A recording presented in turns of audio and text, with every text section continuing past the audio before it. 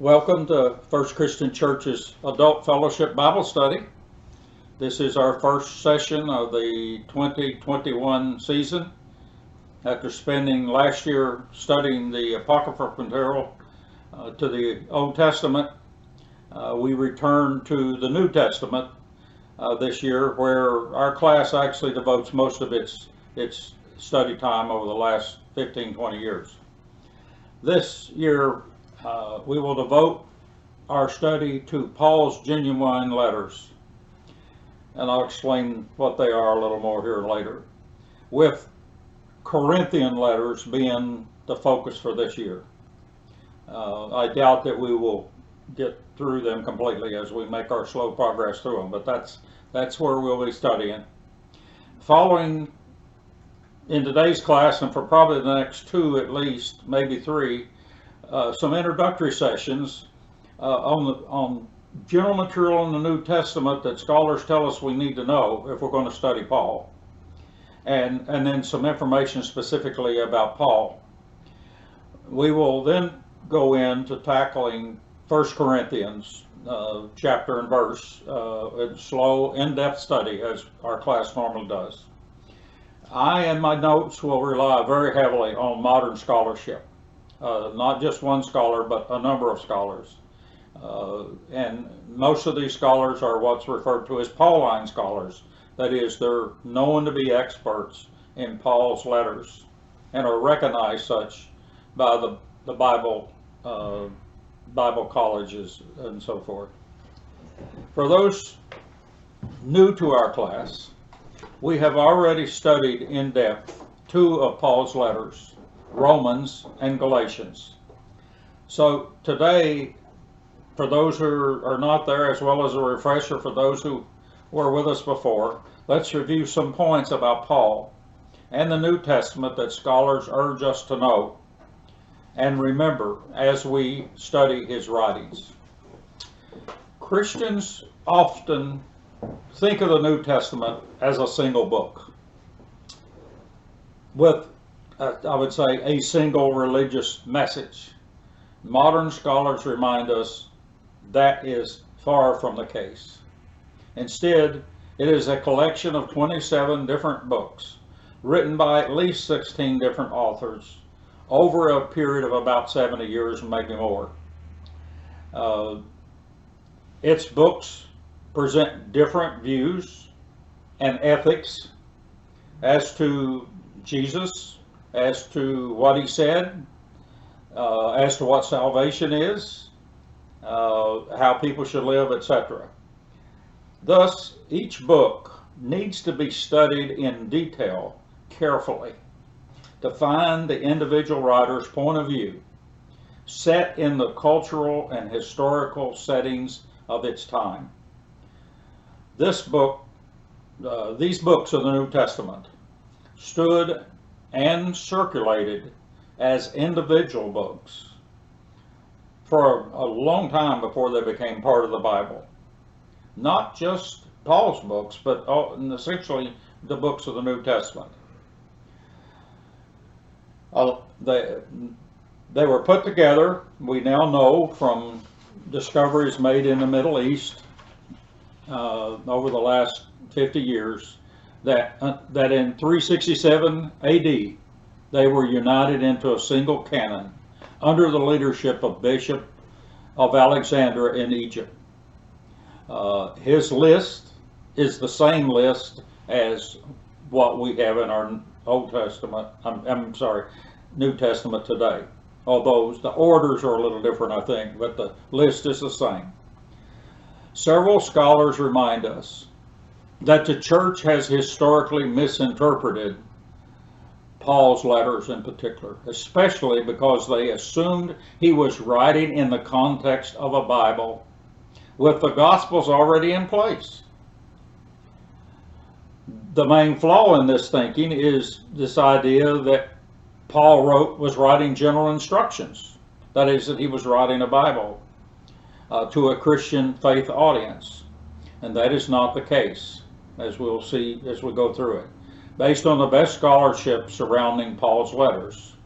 So That's what I want to spend most of the day elaborating on, is to get that foundation there, because for some people this may be the first time they've ever been exposed to such. But it is where the bulk of respected scholars thinking are at today, that are New Testament scholars and Pauline scholars. Instead, Paul's genuine letters were written, and he dead, before anything else was written that made the New Testament canon. Moreover, all of Paul's letters are situationally based or situationally dependent, and not general instructions. He wrote to a particular church or a particular person, in the case of Philemon, about a specific issue or issues that had come up in the church at his time. Paul was not writing a Bible. His writings became part of the New Testament, as we said, 300 years after his death, basically. And they are the first thing that made the actual canon of the New Testament that was written. So all of Paul's works was written before anything else that made the canon is there in the New Testament. At the outset of studying Paul's writings, it is important to realize he did not write 7 of the letters that are in the New Testament that are attributed to him. Letters that scholars are in good agreement today that he wrote only 7 of the letters that are there, which are 1st and 2nd Corinthians, Romans, Galatians, Philippians, Philemon, and 1st Thessalonians, but not 2nd Thessalonians. There's a few more that might want to throw that are still respected scholars that might throw 2nd Thessalonians in, but the bulk of the scholarship says no, it's not there. These are known as the genuine Paul authored letters.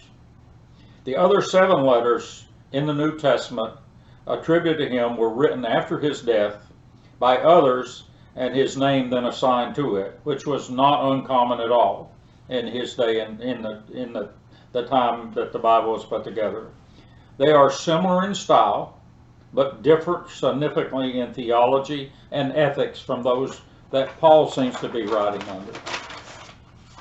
Dr. Sumney, professor of religion at Lexington Theological Seminary, teaches it like this, and I kind of like the way he says it. After Paul's death, when issues arose, they wrote as if he were still alive, assuming if he were, he would have had this to say about it. That's a nice way of putting it. Sumney's quick, though, to advise that these other letters differ significantly from the true Pauline letters. Dr. David Bate, professor of religion and history at Ohio State University, advises to draw your conclusions about Paul from what you can deduce and infer from his 7 letters, not those attributed to him. He further adds, even Acts is not a primary history related to Paul, even though it has a good bit to say about Paul, as it was written 40 to 70 years later than Paul lived. Acts may be historically accurate, he says, concerning Paul, but we are on safer grounds using Paul's own letters concerning Paul's thinking and opinions, albeit we have to understand any bias that might be therein that Paul's writing about himself. We should also appreciate that the New Testament says nothing about Paul's death, which is most interesting since nearly all of it was written, and maybe all of it we think except Paul's letters, after his death. Many scholars argue this omission was deliberate and they put it together. Why? Would make a very good research topic and discussion topic. Later Christian tradition tells us, or says to us, that's the way we've been taught, that Paul was executed in Rome under the rulership of Emperor Nero. And Nero ruled from early to mid-60s AD. Before any of the other books of the New Testament were written, most likely. That's the general position. Dr. Bart Ehrman, professor of religion at the University of North Carolina, Chapel Hill, says it is important to appreciate Paul's theology and ethics drawn from his writings rather than mixing in theology from other letters. He says Paul tells you enough that we can draw some good opinions. His writings are textbook on moral reasoning involving the relationship of true believers as an individual fitting into a church community. He clearly argues for unity that respects diversity. And that's not necessarily the case in some of the other letters with his name on it. Paul's community of faith leaves no one out, he says, but does reflect social sensitivities within a particular community that may be different in another community. At that time and place is where Paul is writing for each letter. He relates to them as a father figure. Moreover, Ehrman indicates that Paul had a very clear approach in how he handled things. He's not always the easiest understood. He's not saying that. He's saying he has a clear approach as to what he's doing. He was well educated for his time and well schooled in rhetoric and religion. His approach was centered on Paul's understanding, that is, Paul's understanding and belief as a practicing Pharisaical Jew as to how the life, death, and resurrection of Jesus the Christ fits into the fulfillment of the Jewish Messiah. His movement was clearly within that sect or subsect of Judaism. Paul was a Greek-speaking diaspora Jew from Asia Minor, that is modern-day Turkey. He was not a native Israelite. He writes in formal Greek, the common language of his day in the eastern half of the Roman Empire. He writes very good Greek, in fact. He probably did not know Hebrew well enough to write in it, if he knew it at all. He probably knew enough to understand some ceremonies and so forth, but which they say was common in their time. The Bible he quoted always in his 7 letters is the Greek Septuagint, which contains that Greek translation of the Hebrew Bible plus those books of the Apocryphas that we just spent the last year studying. He says, I am of the tribe of Benjamin and a good Pharisee to my belief. Those are powerful words. They pack a lot of information in that little statement of what he just said. The problem is he assumes you know what that means. From those details, scholars tell us we can probably safely surmise that Paul could fit Jesus into his belief, as they were flexible interpreters of the Scripture. Oh yes, he had problems at the beginning, he persecuted the church, etc. But once he got through that idea, whatever the force was that changed his mind, there's room in that branch of Judaism at that time for this to fit in. And what we know as Paul's churches were were sects were within the Jewish denomination. They were not Christian. The word Christian came about much later. We first learn of it in Acts, and Acts was written many years later. The Pharisees were acceptable on the concept of apocalyptic eschatology. That is, they were looking forward to the coming of a Messiah, establishment of God's kingdom, and the judgment of all people. They believed in resurrection of the dead. Consequently, Paul's sect of Judaism had room to fit the new belief of Jesus as a Messiah, albeit not quite the type of figure they had expected. So the churches of Paul were sects within Judaism. They were not identified as Christian, as I said, until much later. So Paul lays out his belief best, I think, in what I've read in Romans, which we spent a lot of time going over that aspect of Paul's writing when we studied that book. And I'll be referring to it again periodically. Paul believes his converts, who are mainly Gentiles, should live ethical lives, not because the Old Testament or the Torah, the law, if you will, mandated it, but because they now represent God's people, God's chosen. Yes, that is God's chosen people. They become God's elect with and through, as Paul would say, their own faith and belief that the life, death, and resurrection of the Lord Jesus Christ was the fulfillment of God's new covenant that he established with mankind, I should say. And that's all mankind, and not confined just to the Israelites. Consequently, if you are God's chosen, is his idea, show it in your actions towards other humans, your own personal behavior, and your appreciation of God's grace for this gift that you cannot earn. It is that understanding, belief, and ethics that Paul will use as he argues in a style called deliberative rhetoric. That is an attempt to influence you on what things should be now, that is, at his time and place, while addressing issue after issue that arise in the church as he writes and attempts to persuade these people as to what they should be doing at that time and place. Recall from Romans, where he wrote that it was Jesus Christ's death and resurrection that put mankind on the right relationship with God and not the keeping of the law as a religious ritual. He called this whole process as justification to God by faith. Justification by faith is what it often reduced to.